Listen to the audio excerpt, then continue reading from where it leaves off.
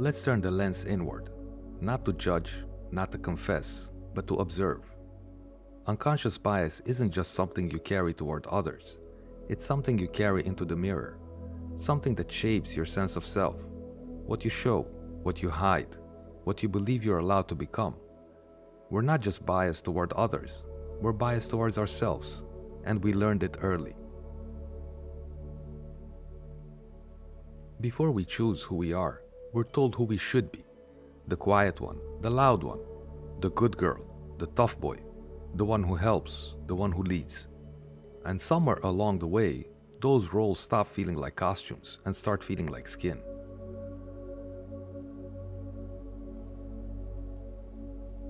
If you've ever been the only one of your kind in a room, only woman, only immigrant, only queer person, only working class kid, you know this: you edit.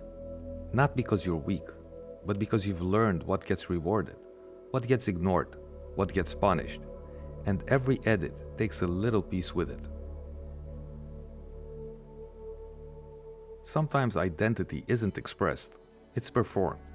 You learn the cues, the acceptable tone, the safe topics, the jokes that land and the truths that don't. And after enough performances, you start to forget what your real voice sounded like before you changed it to match the room. Even when you're alone, you're not really alone. You carry the audience in your head, the imagined critic, the disappointed elder, the teacher who said you'd never make it, and you speak to them without meaning to. You shape your ambition around their silence. You shape your softness around their scorn.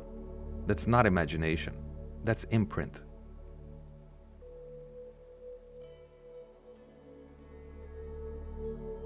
At first, the mask protects. It helps you fit in, helps you pass, helps you move through rooms you were never meant to enter. But wear it long enough and the lines start to blur. You forgot where it ends and you begin. You're not pretending anymore. You've just adapted to survive. Bias doesn't only reject people, it also shapes them. It pulls them into shapes that feel more acceptable, more palatable, more familiar to the dominant frame. So when you wonder why someone doesn't speak up, ask, have they ever been listened to? Have they paid a price for being visible? Some silences aren't apathy, they're strategy. Ever been told, you're not like the others? It sounds like a compliment, but it's not. It's a warning. It means you've been allowed in because you've made yourself less threatening, less other, less whole. And now you're being asked to stay that way in exchange for acceptance. That's not inclusion, that's assimilation.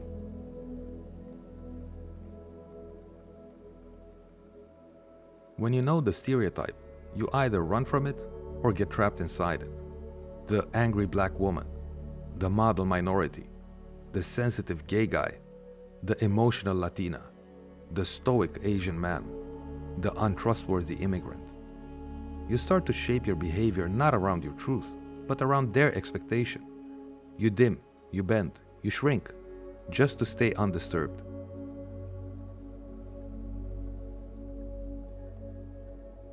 We act like self-doubt is internal, like it lives in the soul. But often, it starts outside. Years of being talked over, overlooked, underestimated, questioned for no reason other than your appearance, your voice, your name. Eventually, the question moves inward. Maybe it's just me. It's not. But that's what bias does. It isolates until you blame yourself for the shape of the room. Some people learn early that safety comes not from being yourself, but from being palatable. They overachieve, they overprepare.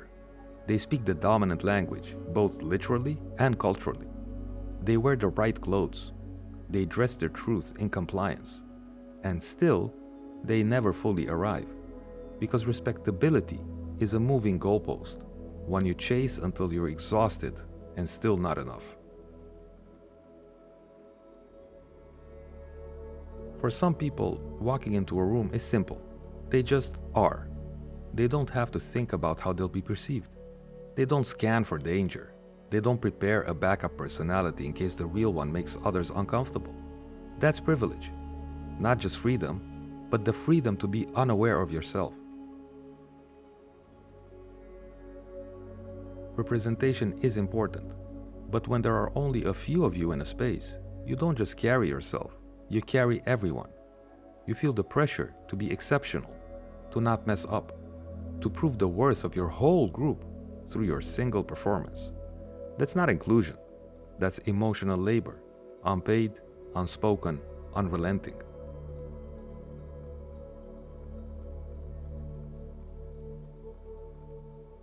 A woman walks into an interview. She's qualified, poised, experienced, but she's wearing a hijab. The interviewers smile, but something shifts. They ask about team fit. They talk about client expectations. They say, "We're just not sure it's the right match." No one says anything overt, nothing you could point to, but she feels it, and so do they. That's how bias speaks, without ever raising its voice.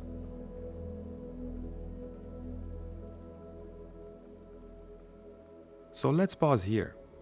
Think about who you were told to be, who you learned to become, what you've hidden to stay safe, what you've downplayed to be liked. This isn't about guilt, it's about recognition. What part of your identity is freely yours, and what part was shaped to fit someone else's comfort?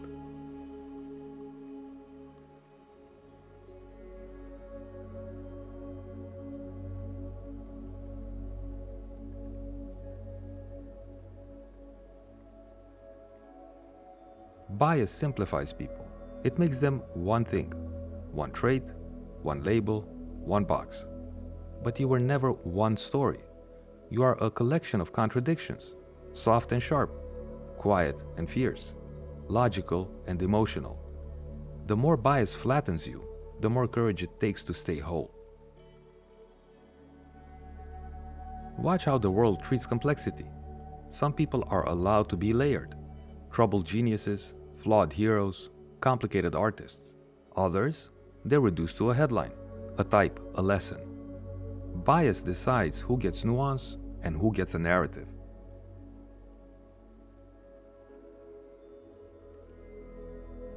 Living under bias means you're always performing, even when you don't know it. You rehearse before you speak. You double-check your tone. You scan the room for signals. Will this land? Will this offend?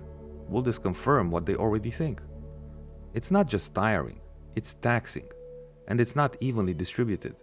Some people spend all their energy just to stay in the room. There comes a point where the mask stops working. You can't smile your way through it. You can't shrink small enough. You can't keep holding your breath just to make others comfortable. That's when the cracks show. Not because you're weak, but because the act has been running too long. And sometimes, freedom begins with letting the mask fall.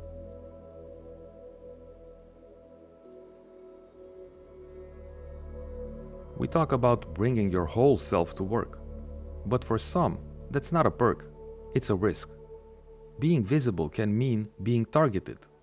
Being vulnerable can mean being dismissed. Being authentic can mean being replaced. So when someone stays quiet, or guarded, or hesitant, that might not be fear, that might be strategy, a quiet kind of resistance. Sometimes the hardest voice to unlearn is your own. The one that says, "You're not leadership material," or "You're too much," or "You're not enough." They were right about you. That voice didn't start with you.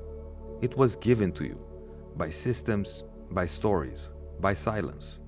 But it lives inside now and is just as powerful as anything external.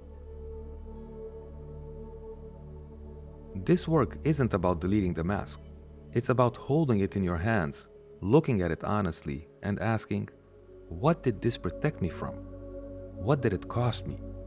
What am I ready to set down? Healing doesn't mean pretending it never happened. It means walking forward, more aware, more whole.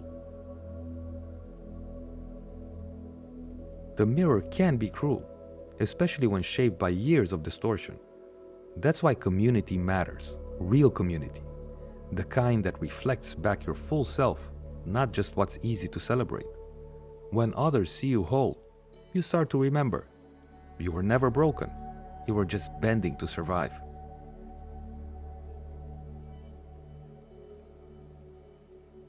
He used to shorten his name to make it easier for teachers, for job applications, for small talk. But one day, he started saying it fully, all the syllables, all the history. People stumbled at first, some still do. But now, when he hears it spoken back to him, correctly, respectfully, it feels like a door opening, like being seen by his own name. That's not vanity, that's reclamation.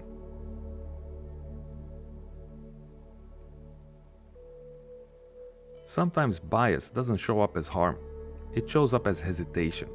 You don't apply, you don't speak up, you don't imagine yourself in that role. Not because you can't, but because you've never seen anyone like you there. Bias doesn't always slam the door. Sometimes it just makes you stop knocking.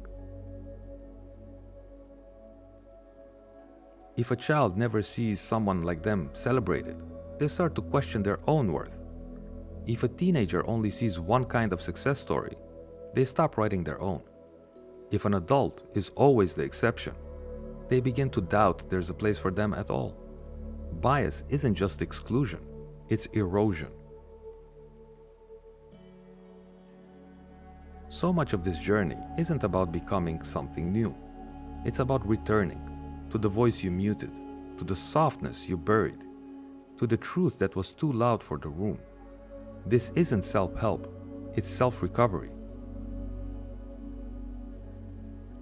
She'd been doing the work for years, quietly, diligently, keeping the team together, carrying the emotional load. But when the leadership role opened up, they said she didn't stand out. She did stand out. They just weren't looking for her kind of leadership.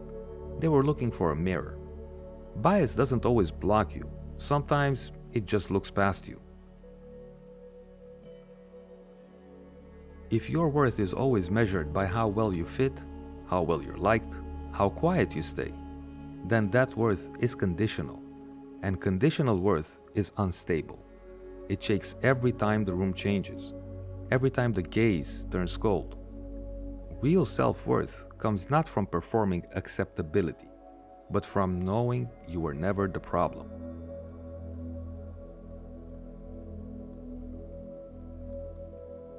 So here we are, looking at ourselves again, not with blame, not with shame, but with deeper seeing.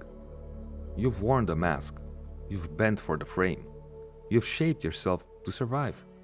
Now the question becomes, what do you reclaim when you remember who you were before the world told you who to be?